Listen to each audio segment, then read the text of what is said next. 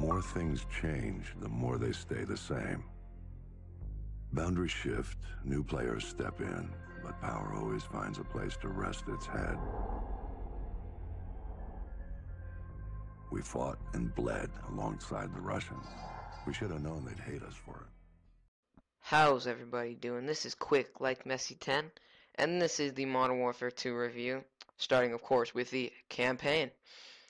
In this scene you see Shepard talking about just some topics about war, and it shows the Russians revealing a statue of Imran Zakhaev, the villain from the first Modern Warfare. And it shows that the Russians, here it says, look, hero of the new Russia. So it kind of shows that the Russians kind of admire this guy more than hate him. In fact, they named an airport after him, which is in here. But anyway, this is the first mission, the starting mission, the whole tutorial and whatnot. Instead of being an SAS officer, you're Private Allen, and you're part of the U.S. Army, showing off your skills, the U.S. Army. But yeah, you're training some other officers, and Sergeant Foley wants to give him a quick weapons demonstration, just to show them a little how it's done. So yeah, fire from the hip, what have you, blah blah blah. No, I don't want to reverse my controls, reload. Yeah, I like Sergeant Foley. Pretty cool, pretty cool. So then, you gotta shoot your targets from a stable stance. And I like the intro to Modern Warfare 2 and COD 4 equally, just because they both kind of show the same thing, both in their own light. Sergeant Foley and Gaz are both cool characters. It's hard to differ them because one of them's SAS, one of them's an army sergeant. So it's kind of different kind of character, different person, but it's better than Modern Warfare 3. I'll talk about that soon. Not this video, obviously, the Modern Warfare 3 review video, where it's talk about how there wasn't an intro, man. Wasn't this kind of tutorial thing, which, I mean, sure, the game had gained a lot of recognition starting with Modern Warfare 2, so they felt like there weren't as many new audiences to the game, but still, come on, you gotta have a, come on. And then it shows you, penetration, through wood and stuff. Then it shows you how to toss a grenade, which they didn't show in the Call of Duty 4 one. Yeah. And the other thing I like equally about these two campaigns is, in fact, the obstacle course. I think the obstacle course is pretty cool in both. There's a shorter one in Call of Duty 4, but there's, it's kind of the same thing. You have to throw flashbangs. Here you don't, but it's a lot longer, and there's so many more targets. And then, Corporal Dunn shows you there, sir. General Shepard, I hate you. I'll get to that later, but I hate General Shepard, man. I mean, he was cool. He just doesn't really do anything. The whole campaign is kind of just like, oh yeah, I'm General Shepard. Feed me. Yeah, and alright, now pull out your sidearm. Cool. Yeah, it's faster, I know. So yeah, and then this is my, coming up is going to be my best pit run. I think it was 26 some seconds, something like that, 26 seconds and something else. And yeah, I always use a pistol. Always use a pistol for this one because it's a lot longer.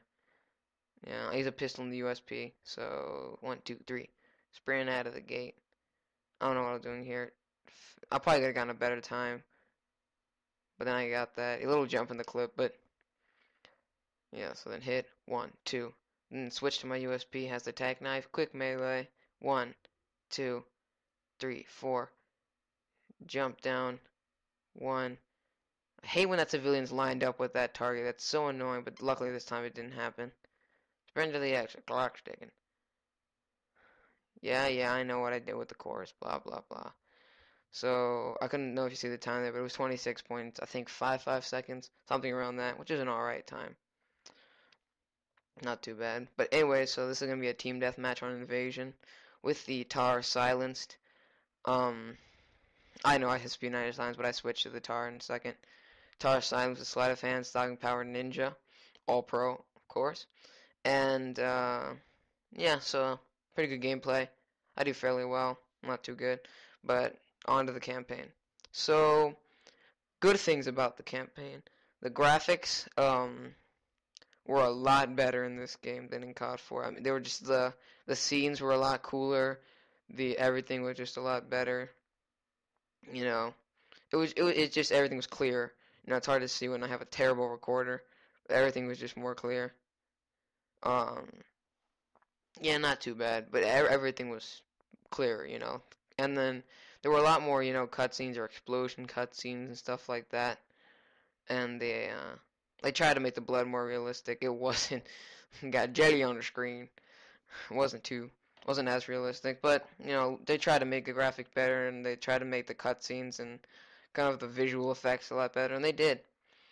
One thing, another thing they did well was the introduction of more good characters like Ghost, who has the same voice of Gaz, who was killed in COD 4. That was sad.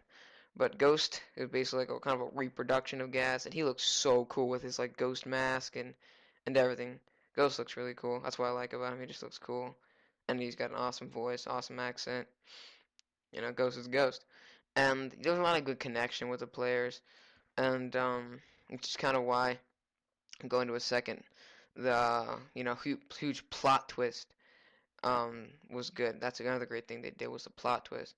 So a lot of times you were under the order of General Shepard, but unfortunately, in the I want to say the fourth to last mission, Loose Ends, which is a tough mission by the way, he ends up killing you and Ghost, and you're by the way SAS Officer Roach for part of the campaign. But if you're with the Army Rangers, you are under the you're the character Ramirez for most of it, and you're under the command of Sergeant Foley.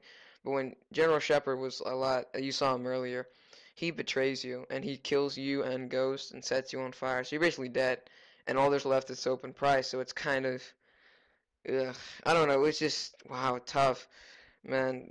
Good characters get killed. You know, it's not fun. You connect with the characters, so you really didn't. I really didn't like that. Finally, Stand Still. Woohoo! So, and he had Painkiller. That was good, and the ending was good, as it was with COD 4. The ending was just epic. The climactic scene where Price and what's it called? Price and oh my God, Shepard. Price and Shepard are having a fist fight. No guns, no nothing, just pure brawl. It was perfect. It was awesome. It was a great scene. I'll link it. I'll link it in the video like I did last time. Um, and the missions again were still fun. Lots of fun missions. Um, You know, every mission was fun. A lot of stealth missions, a lot of good mixed stealth when it comes to the SAS. But when you got to the army, it's more about, you know, pressing in on an attack and using brute force more than, you know, stealth. Which, you know, don't get me wrong, was nice too. You know, each branch has their own, you know, way of doing things, and that's the way each branch works. You know, that's the branch. But there were some bad things. For one thing, the story was very forced. I hated that. Um, 5 years later, there wasn't too much of a connection between Modern Warfare 1 and Modern Warfare 2, other than Zakayev was kind of like the starter of everything in a way. Like, because Zakayev's killed, they want the ultranationalists or whatever, have a new leader. But it's kind of a different feel instead of it being, you know, this huge nuke and crisis and everything. It's just Makarov terrorizing people or whatever, being a terrorist, terrifying terrorist. And I hated that again there was only one villain, Makarov. That was kind of I don't know, just not as good as COD 4 where there was Imran Zakayev, Al-Assad, and Zakayev's son.